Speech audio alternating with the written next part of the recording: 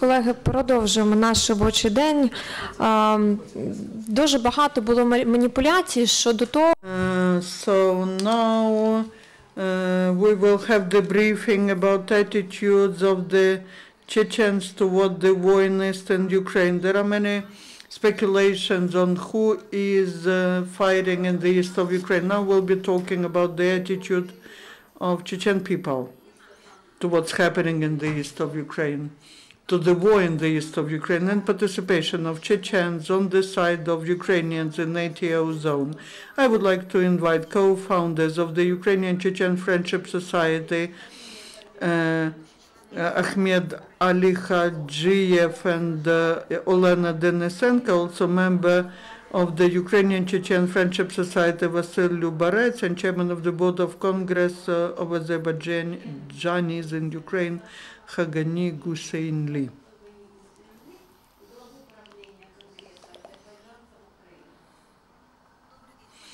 Good afternoon, esteemed journalists. Our topic is not simple, it's very serious. The presence of Chechens in Ukraine and ATO zone and attitude of Chechen people to the war which is waged by Russia in Ukraine. We want to tell you about the heroes of Chechen people who are fighting almost from the first days on the side of Ukrainian army. Practically no one knows anything about them because they do not talk about their operations a lot. Chechens were among keyboards. There are those who were killed, who were wounded. Unfortunately, we now cannot name them because their families in Chechnya could suffer if we make them public. Yesterday, one Chechen guy died. He was wounded on the 22nd of February near Debaltseva, and the day before yesterday he died. For 5 months without rotation, he was fighting in Ukraine. His younger brother is now fighting. I would like to tell about Chechens who were in Slavyansk together with Ukrainians who hoisted the flag there. Also, I would like to tell about, you've heard probably about so-called partisans, guerrillas. There are guerrillas who are Ukrainians, and there are Chechens who are helping the armed forces of Ukraine to fight in the ATO zone also. I would like to mention the heroic deed of the Special Purpose Unit, which in December for several days in the ambush were waiting for a convoy of Russian vehicles, of Russian weapons, and they eliminated this. And we'll tell about them. We now are thinking about making a film about that, so that in the future we can tell about participation of all different Chechens in different battalions and different special groups in ATO zone. Also, I would like to address the journalists who are talking all the time about Kadyrovtsi. I've monitored the Kadyrov people. Kadyrov people, they say they are torturing Ukrainian soldiers. Kadyrov people are cutting off the ears and so on and so forth. Are there any evidences that that was done by Kadyrov people? The people from Ossetia were saying in the beginning of the war, they were saying that they are Chechens, that they are people of Kadyrov, and they are going to Ukraine to kill people. There was a Schuster program a couple of days ago, and they were talking about Chechens and people of Kadyrov. It looks like there are just people of Kadyrov who are fighting there. There are very few of them. Few of them who were there, they came back home now. There are no people of Kadyrov there. the Society of Ukrainian-Chechen Friendship made the decision if again someone is talking about Chechens or slandering Chechens, then we will be submitting these cases to the Court on Human Rights. The Chechens are supporting Ukrainian people. We are trying to explain to Ukrainian side and Chechen side what's happening in Ukraine, because Russian propaganda tells things like the right sector is killing and torturing Chechens. People call from Chechnya and ask, is that true? I said, that's not true. And they are trying somehow to bring these two people to clash. The Ukrainian-Chechen Friendship Society was created to tell the truth, to strengthen the bridges between our peoples, so that no one can put any or can lead us to some disputes or something. Good day. I am Akhmed Alikhadzhiev. I am in the beginning of Maidan, from the very beginning of Maidan, the Chechens who live in Europe, we were monitoring the situation in Ukraine. We were supporting by advice, because we experienced all these things, and after the annexation of Crimea, the decision was made that we physically have to be present in Ukraine. Why I say so? Because I would like to give you the whole understanding, the whole picture of participation of Chechens in Ukraine. The battalion was formed. There was a certain number of people there.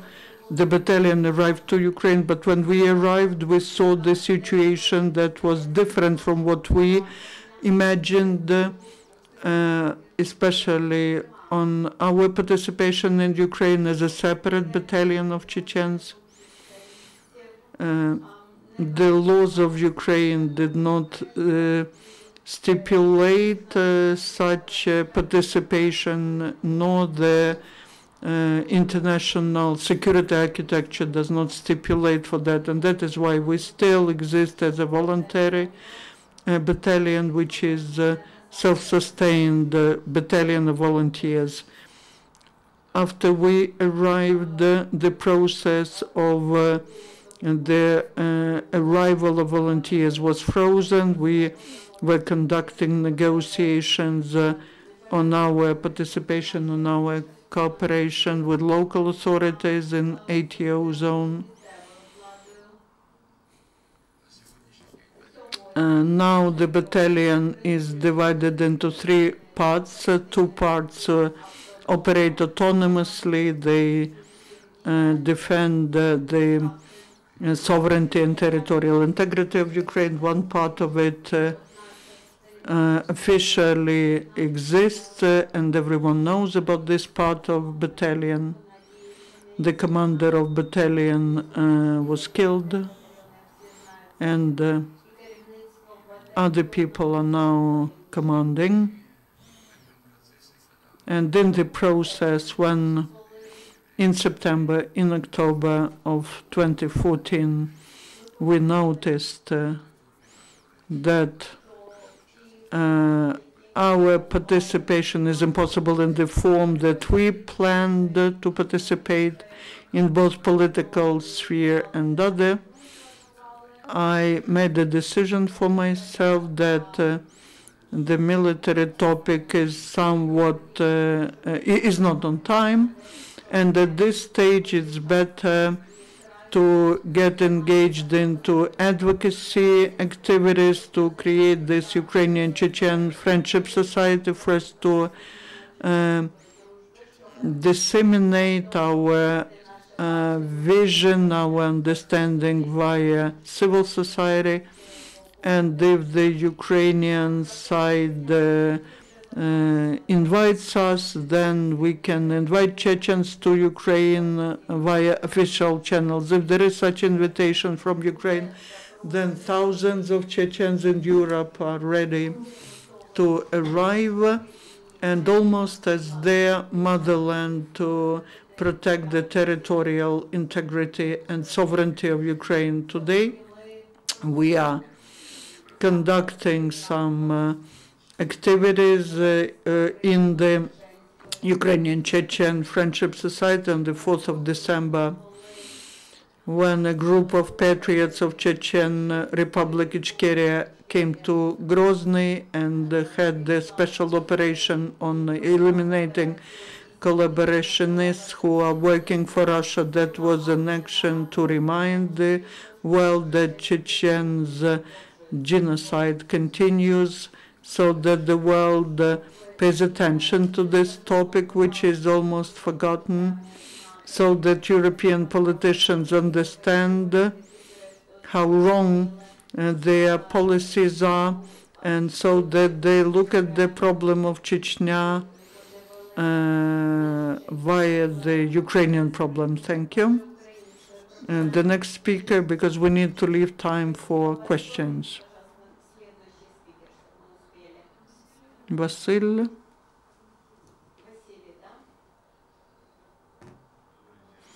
Good afternoon, friends.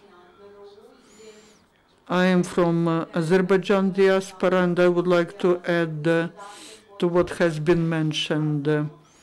In Ukraine, just like at the Council of Chechen, just as representatives of Chechnya, the Azerbaijanis joined the events in Maidan from the first days. We were supporting Maidan.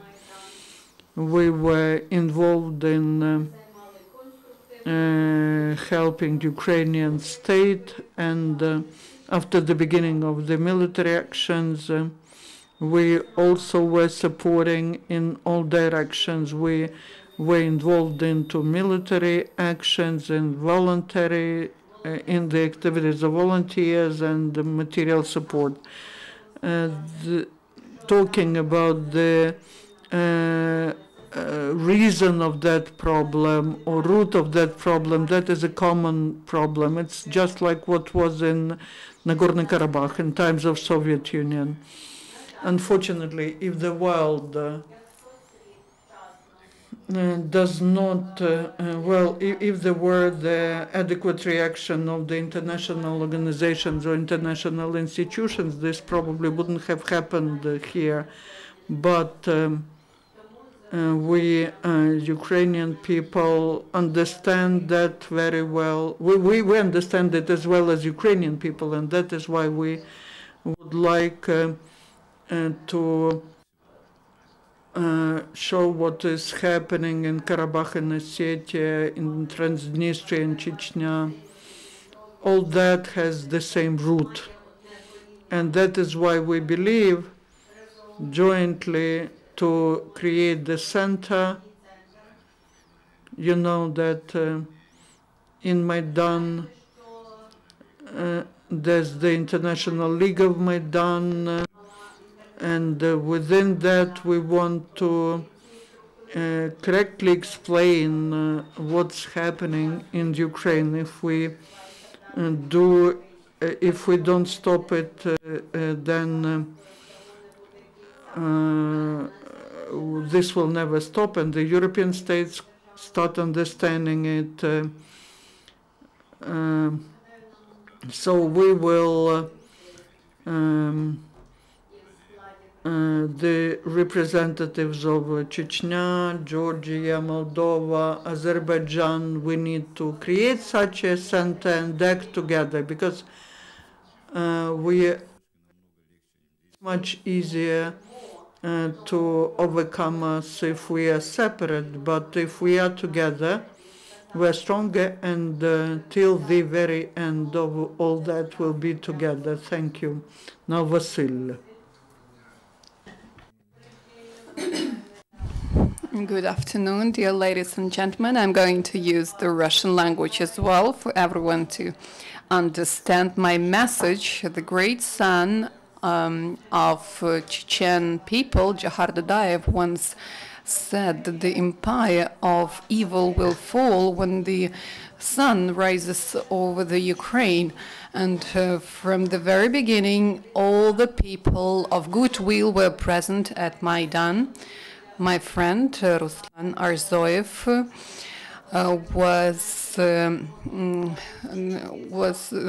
received 15 years just for one interview at Maidan. He was convicted to 15 years. And as Hagani mentioned, the root of this evil, let's not deceive ourselves, lies in Crimea. And all the dictators' regimes, all this violence comes from there.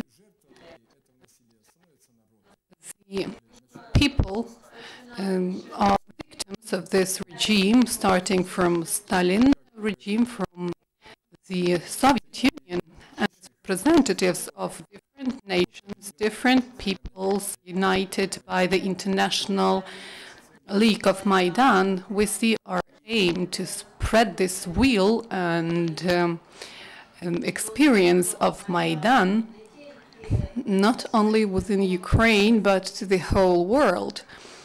Because, as you may see, the dictatorship regimen is all over, all around us. That is why the civil society, it is built in such a way, it has no vertical structure. We have in our international leagues the collective members, for example, a Ukrainian-Chechen Friendship Society, a Congress of Azerbaijanis in Ukraine, and individual members from over 25 countries of the world. And using this opportunity, I invite you to join our new event, which is called Motion of People. We will we will march all over Kiev from OSCE office to the embassy of the United States. We'll be communicating to nations, to peoples, and deliver our message. Have a look. Today, Ukrainian people are defending not only their freedom, but your freedom as well. And Kazakh, Belarus people are helping us in achieving this aim. And we ask you, we count on you, and we have this moral right to have your support. Glory to Ukraine. I would also like to use this opportunity and invite you tomorrow. We have a presentation of office of Ukrainian-Chechen Friendship Society at 2 p.m. We'll be happy to see you at Hrushevskoho 16, right in front of Verkhovna Rada. You'll see beautiful Ukrainian and Chechen flags. So Hrushevskoho 16, office 3. Please come, we'll be glad to see you. I have one question. If we're speaking about Chechen people, how many of them are present in Ukraine? What is the number? About what number of Chechen people we may speak? As of today, the precise number, location may not be shared, but I may tell you one thing. In 3 battalions, so they are included to 3 battalions. I was speaking about hundreds, thousands. Now that may be 100 people as of today, and that's enough. If there is some large-scale attack on the side of the Russia, then their number will be increased to several thousands. You mentioned they are fighting as a volunteer battalion, so they are within the framework of the Ministry of Internal Affairs of Ukraine. Am I right? they coordinate their actions with the commanders of the ATO. So you mean with the ATO staff? Yes, they coordinate their actions with ATO staff. When there is truce, it is followed 100%. They do not act on their own. Esteemed colleagues, do we have more questions? Ms. Elena, I have a question to you. You've mentioned that we need to split Kadyrov people, Chechen people, but Ramzan Kadyrov has commented the situation in the eastern Ukraine for several times, and those statements were quite provocative. We've heard definite threats to Ukrainians. What must be happening, and what tool will you use to explain to Ukrainians, to Chechen people, who is right, in order to differentiate between Kadyrov people and Chechen people? You understand that Kadyrov may have different statements, but it does not mean that Chechen people come to fight against Ukrainians. Ukrainians did no harm to Chechen people, and you understand that they may not fight alongside with the Russians who killed their families in Chechnya during Chechnya-Russian conflict. So his statements is just forcing moral pressing towards Ukrainians. Well, there are some Kadyrov people who arrived at Ukraine because of their desire to fight alongside with Russians, and there are such people among us, among Ukrainians, among Russians, and so on and so forth. I would like to mention that even Kadyrov people, so who are Kadyrov people? Sometimes even militia is called Kadyrov people, and they say that Kadyrov people have to go to Ukraine to fight against Ukrainians if Kadyrov wishes so. So what was the invention of Kadyrov? If you don't go to Ukraine to fight, then your family will be thrown out on the street, and the houses, the possessions will be built. So you may not even imagine what is happening. And what is done by Kadyrov. Kadyrov made people to write certificates, notes. They will provide information about their children, their relatives. And if you do not sign this document that I will be, so to say, spying on my family, then the person is fired. So how are we planning to work? We will spread the information about Kadyrov people, about Chechen people. We were engaged in activities like this when we had the hysteria about Chechen people fighting in Ukraine. We carried out appropriate work activities. We wrote articles, and we had the information spreading campaign. And so far, the Ukrainians understood that Chechens will not fight against Ukrainians. Thank you so much for your explanation. If you have any comment, you're welcome. Very often in Ukraine, people ask, please explain what is this phenomenon, Kadyrov people. This issue is much deeper than Ukrainians understand. The participation of Kadyrov people is presented as participation of Chechens. These are law enforcement agencies of Russian Federation, and they include different nationalities. And I'm sorry, but even Ukrainians participate in that. So the full responsibility for participation of some group of people from Russia is on Russian Federation as the state. They blame Chechens,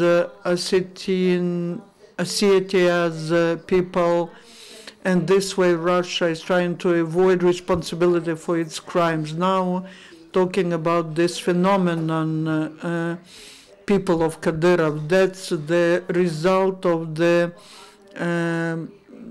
policy of the world community conducted towards the Russian Federation. For 20 years, the Chechen people are opposing this aggression of Russian Federation. For 20 years, we are like a coin in the bargain between European community and Russia. And for 20 years, we are opposing the enemy that is much stronger and bigger than we are. And to change this situation, the international community has finally to realize that they do bear some responsibility for such phenomenon as people of Kadyrov, and to give a signal to the people of Chechnya that our policy will be changed. And in the future, we will see how Kadyrov and his mafia how they leave the stage just like they arrived at the stage. No one will notice it. In order to defeat this evil, the world community has to understand what the mistake is and change their attitude to people of Chechnya and stop raising the Chechnya issue when they are discussing some contracts with Russia. So you named the main enemy. We'll be fighting against it together. Our next briefing is in 5 minutes.